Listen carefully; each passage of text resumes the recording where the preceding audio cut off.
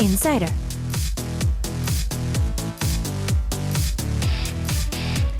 Music, dramas, movies, musicals, YouTubers, and more. Anyone who is anyone in their field. The Insider of the Bunch joins us every Wednesday to share insight of the world on Insider.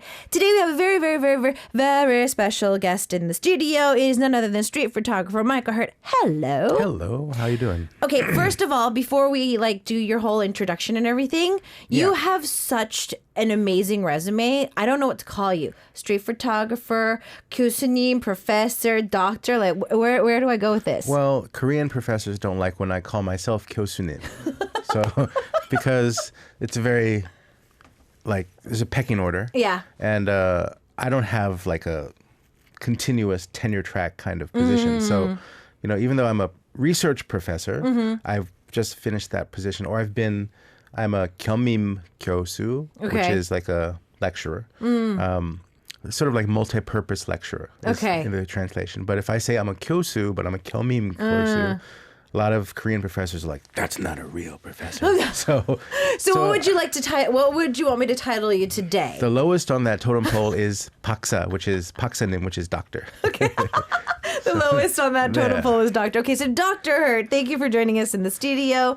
You and I have known each other for eons now. Yes, many, many moons. Many, many moons indeed. And we have you here for the purpose of your photography. I know you have a lot of other things that you do, though, but street photography is one of your main things that you do here.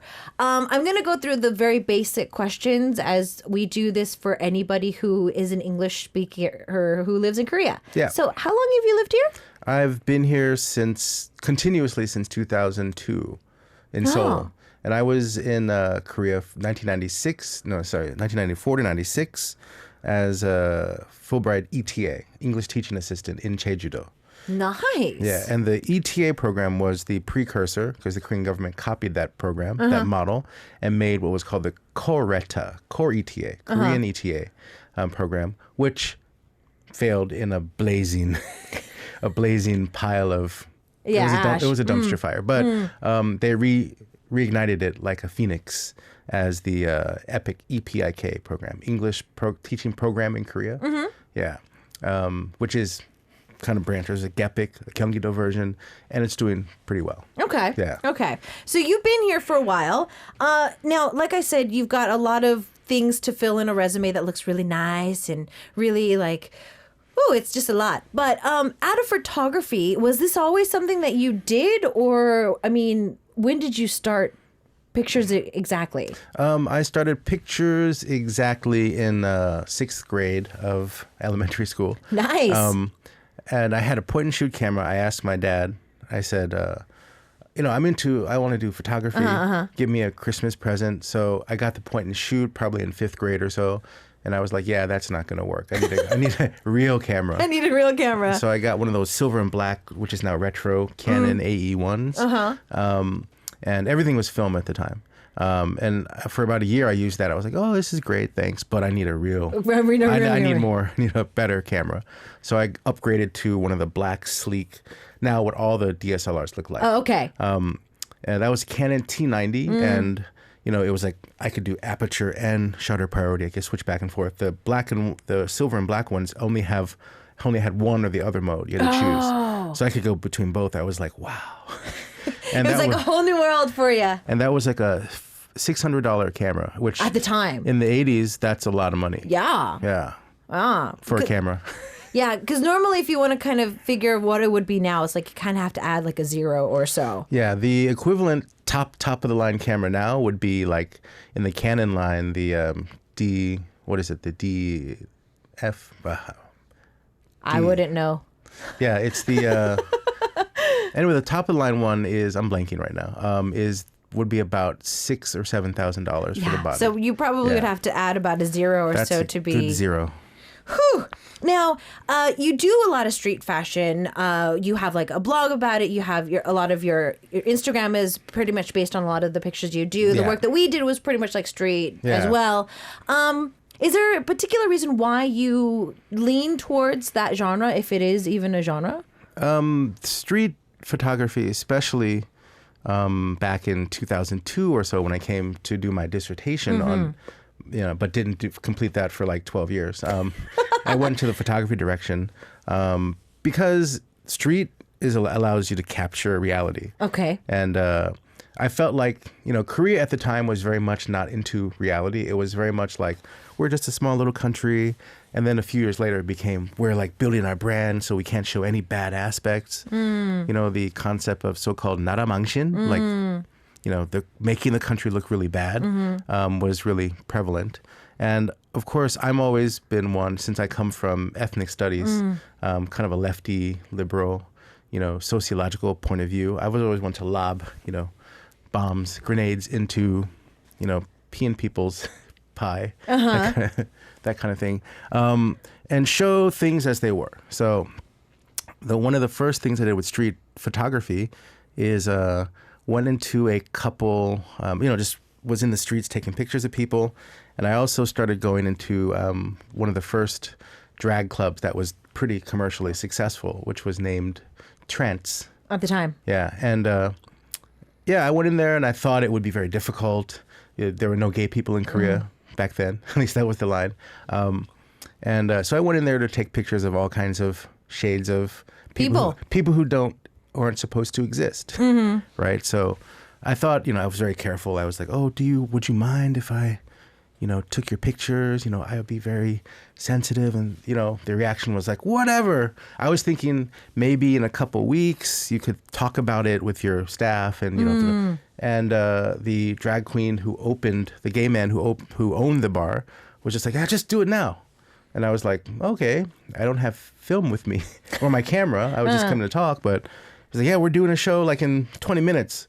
So rushed home, got my stuff, and just started shooting. And it was, nobody really cared because I think the drag folks were the first to be like, yeah, we're doing shows. We're out there. In a way, it's a mask. You can't be recognized. Like, you're not going to be recognized in your day job if you're doing drag properly, I think. Oh, yeah. So you send us so many amazing pictures that our writer kind of organized a few. So these are all pictures by you. Cool. So this first one is a game? Is this a baseball game? The first one is a North Korean cheerleading team when they came to Daegu. Oh. In, I think, 2000, don't hold me to the date, 2006 or so. Okay. But that was like a big deal back then. Yeah, because they had come.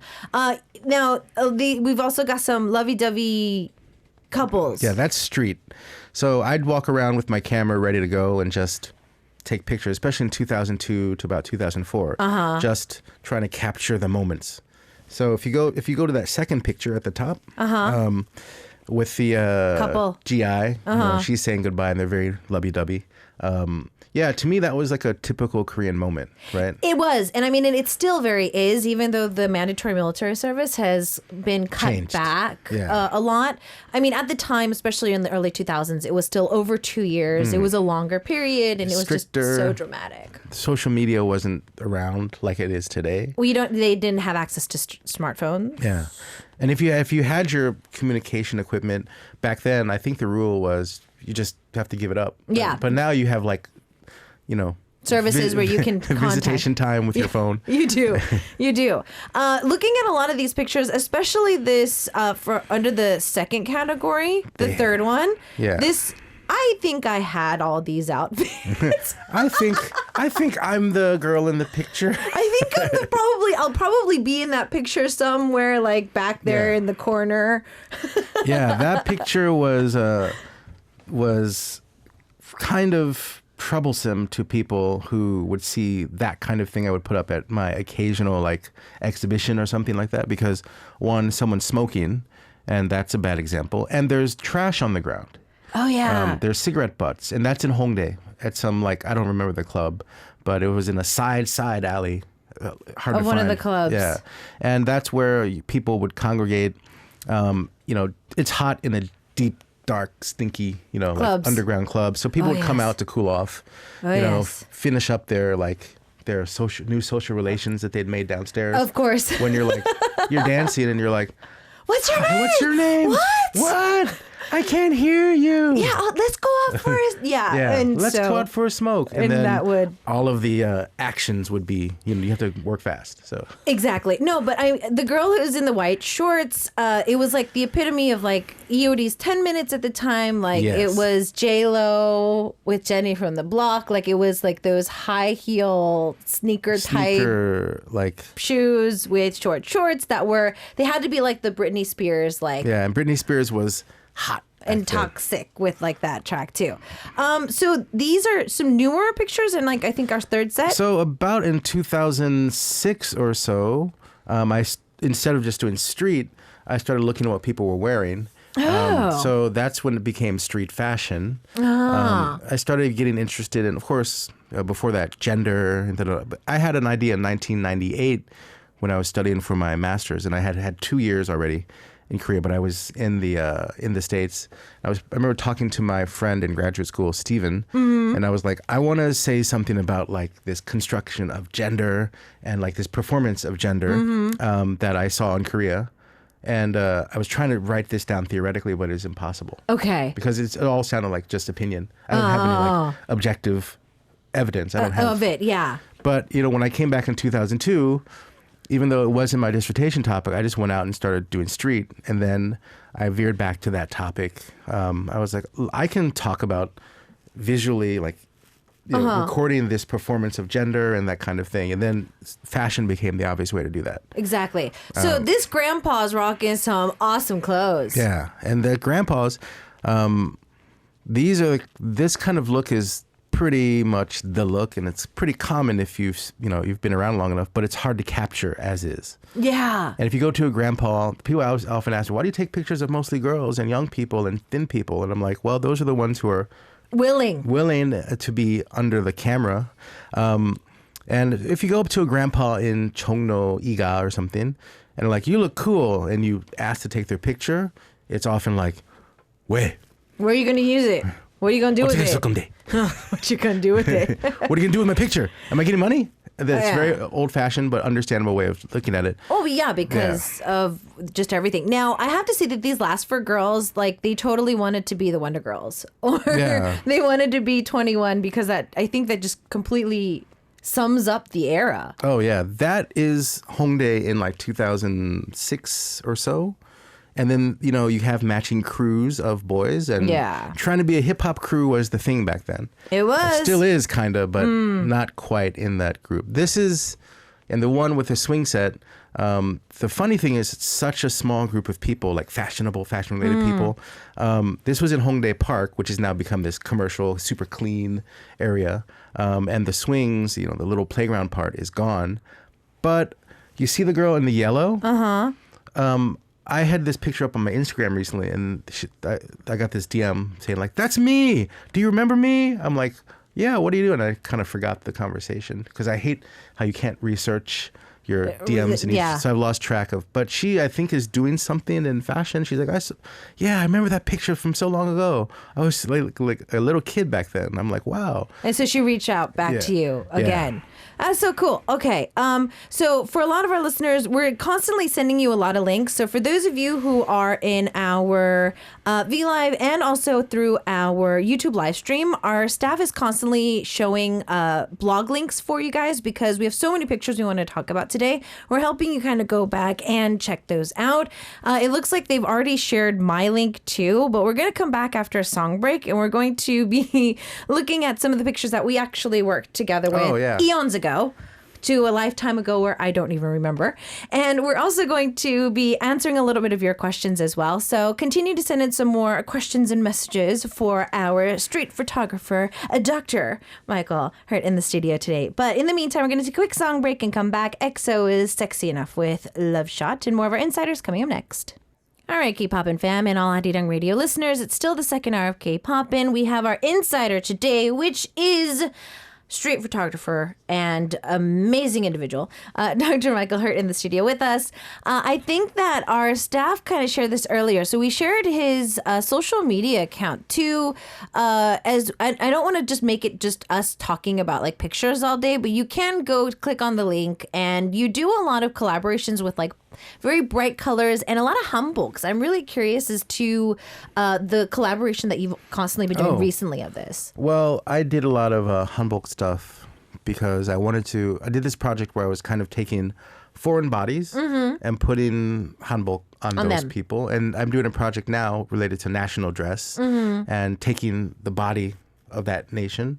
And it's usually female body. If you look at national dress, every time you think of hanbok or you think of the hanbok that's put into like tourism commercials, it's a female hanbok. It's not usually the dude. Yeah. And I did that with doing that with Vietnam and the Ao Dai, which is very much their national dress. But looking at how if you switch bodies in national dress, what social messages from that national dress are passed on. Passed on, exactly. Yeah. So if you're Korean and you're wearing an Ao Dai, do you get a feeling for what it means to be Vietnamese to some extent, and vice versa? Okay. So you can check out that, but I think a lot of our listeners are more curious about our collaboration. Yes. So we do have a blog post that our writer did kind of create, but eons ago, I think Queen V, our producer, also has some pictures ready. So for those of you who are on our live stream, we're actually going to be showing you a few pictures that Dr. Hurt was able to shoot of me and our collaboration. So it's just kind of I think it's going to just go out kind of like a video. So the first one is me in a uniform. That's not mine. Yeah. That's not mine. This is the uniform from one of my former students at the first foreign language high school I taught at. And after she graduated, she was like, I never want to wear this thing again. And so she donated I'd rather it to burn it. But I was like, well, I might find a use for it. And then I did. Yeah, and I wore it. And so that was like the first concept. And then this next concept was pretty much me looking not like me. Yeah.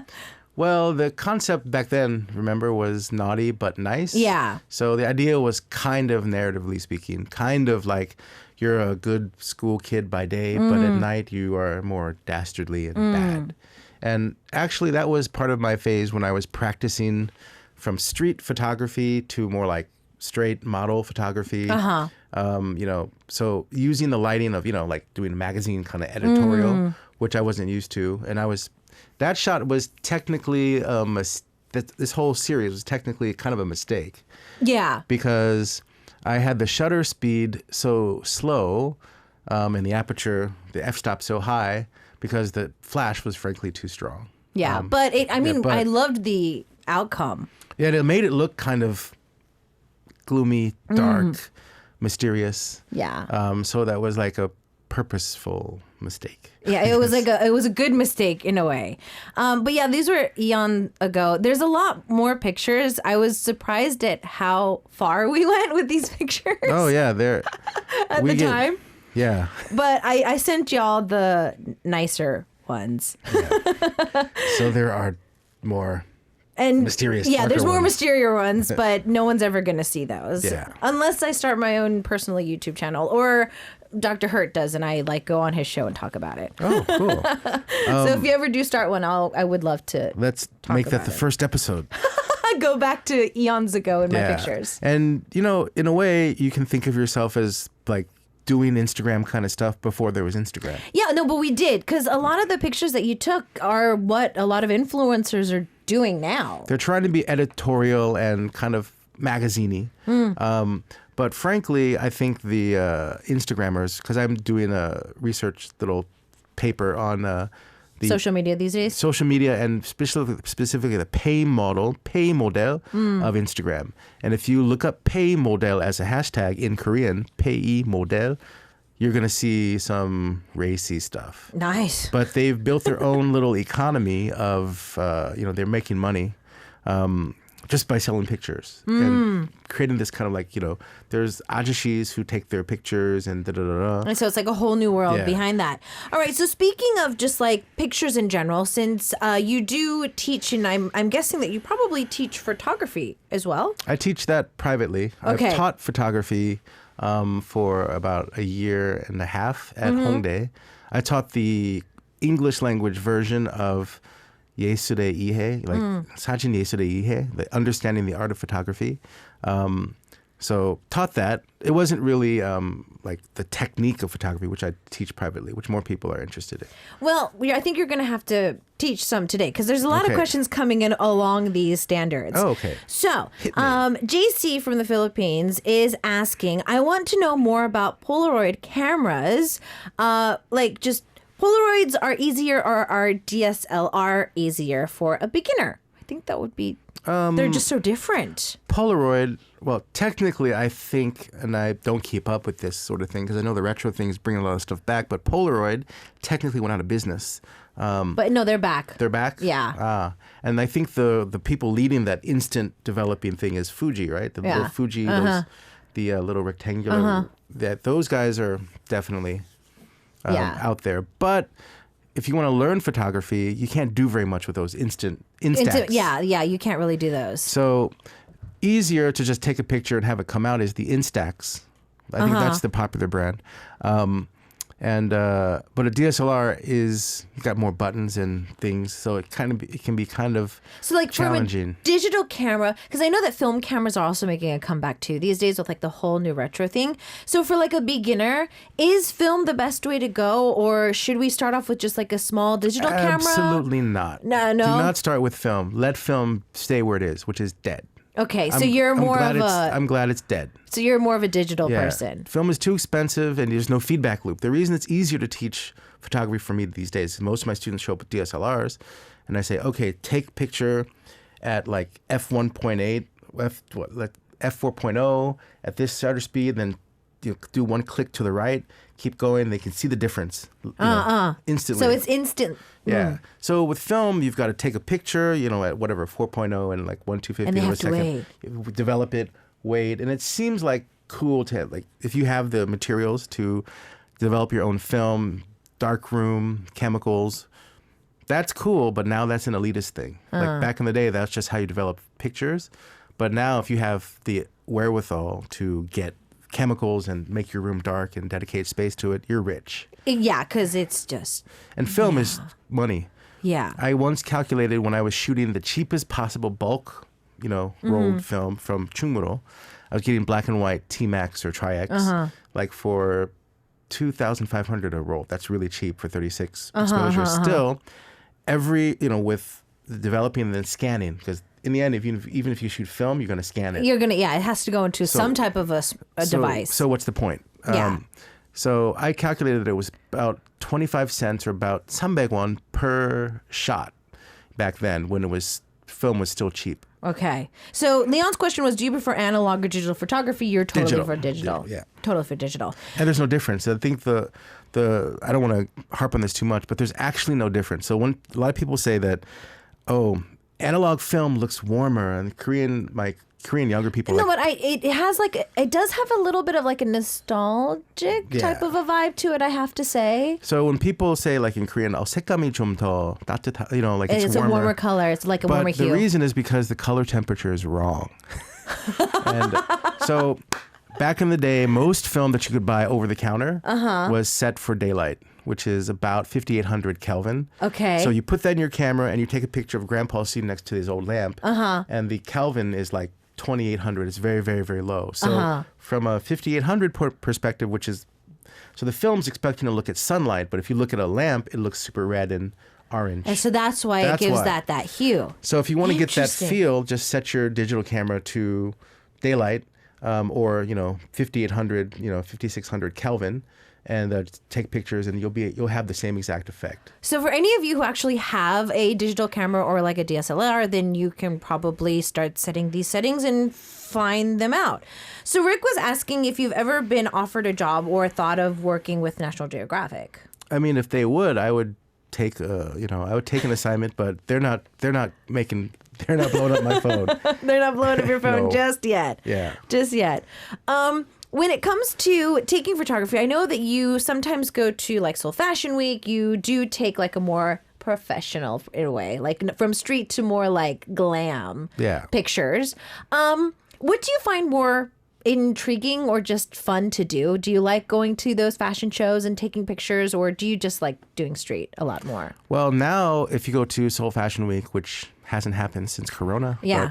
but, If I've been going to Seoul Fashion Week since 2007. Okay. Late. So for a while. Yeah. So when I was going to Seoul Fashion Week, I was supposed to go to the runway shows, take pictures there, and I started realizing that the people in the line were more interesting. Mm-hmm. I started taking those pictures, and the Seoul Fashion Week organizers were like, after they saw me doing that for a while, and it was really unusual taking pictures of the people in the line. They were like, "Why are you?" I was actually not pulled aside, but they came to me in the press room, why? And they're like, "Why are you doing that? We don't understand. Like, is that a thing?" I'm like, I don't think it's a thing, but it is for me. They're more interested. And they were like, they scratched their heads and were like, okay, whatever. But now it's a thing. It's the thing. In fact, photographers, I got to know a lot of the pit photographers back then, and they would actually tease me. They would be like, "Oh, are you doing your street thing?" And they would. But now on the way to work fashion is a thing. Yeah. And airport fashion is a thing. Yeah, everything is fashion now. Yeah, everything is fashion. Interesting. A lot of our listeners are also asking some more questions about like phones. So with our smartphones, every time we see a commercial with a new phone, no matter what brand it is, from A or S or whatever, they're always saying that our cameras are the best. Like you can zoom in, you could do this, you could do. So can we get some really good good quality pictures from our phones? Oh yeah, and that's the thing. I went to Vietnam recently to do this big like fashion project related to what I mentioned before, and one of my most crucial tools was the phone. I don't usually do formal shoots with the phone, but you can do like backup shoots, and the phone is great. In fact, if I don't have to, I don't carry my DSLR around at all. It's just too heavy. It's too much. It's too much, yeah. And my phone does a very good job, especially an iPhone. Full disclosure, I'm in the Apple environment, completely have been since forever, but also because I'm trapped there. But once you become a user in that particular brand, then you're just kind of stuck there because it syncs everything. The iPhone calls their, kind of flagship mode, the portrait mode. And it's quite good at simulating what you do with DSLR, an SLR camera anyway, which is with a long lens, you zoom in, you back up, which compresses the depth of field. So it makes that tight, what Koreans call out focus, right?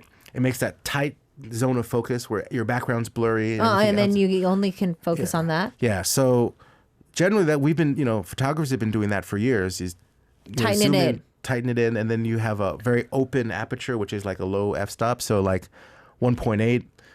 For years, this quote-unquote portrait lens was an 85 millimeter 1.8 lens. Okay. Which means you have to back up to the other side of the room to take a head and shoulder shot.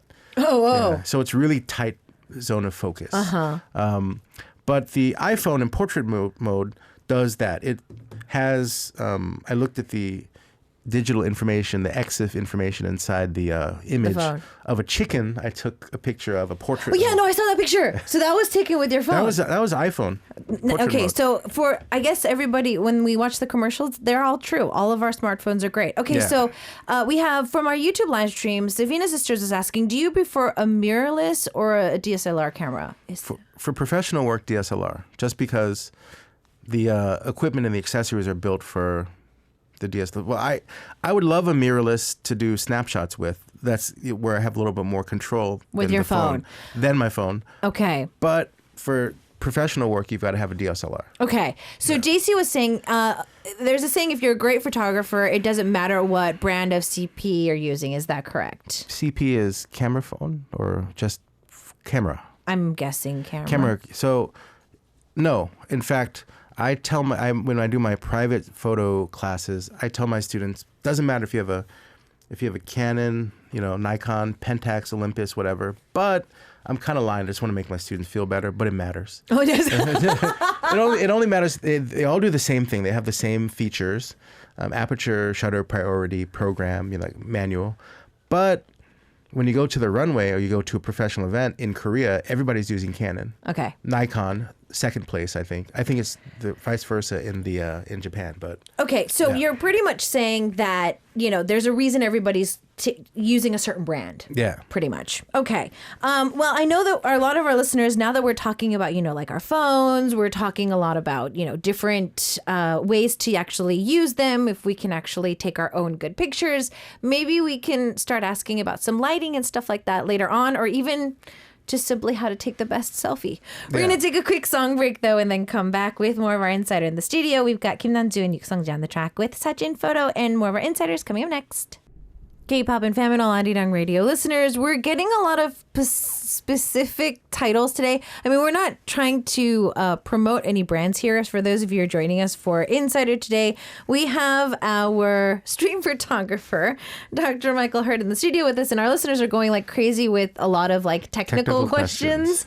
And so it looks like that Zifana was asking us earlier about like, camera phones. So you did say that we could take some pretty good quality pictures if you wanted to. So I'm guessing like especially if you have like a good DSLR camera, learning about how to use your camera would be like the first thing to... And I was going to extend what I said before. There is no difference between DSLRs except for how they lay out the features. Okay. But I will say that in terms of teaching on DSLRs, I've had people with Sonys, Olympuses, all the Nikons, brands, Pentax, all of them. Canons are the easiest to learn on.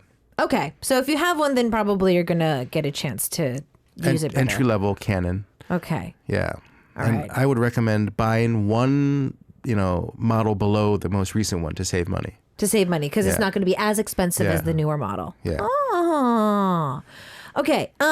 Now I really want to know when I will it came. tell you. I really, really, really want to know is what's it like how do I get like the perfect selfie? Because I know there's so many applications out there. One of our Korean listeners through our V Live was saying that, that Photoshop or filters are the best. But I mean, if you can, don't photographers pretty much try to get the perfect picture without Photoshop first? Oh, yeah. Well, the thing is, nobody really uses Photoshop anymore because Photoshop is really a professional tool. And I don't use Photoshop that much myself either but I do filter and do things to photos.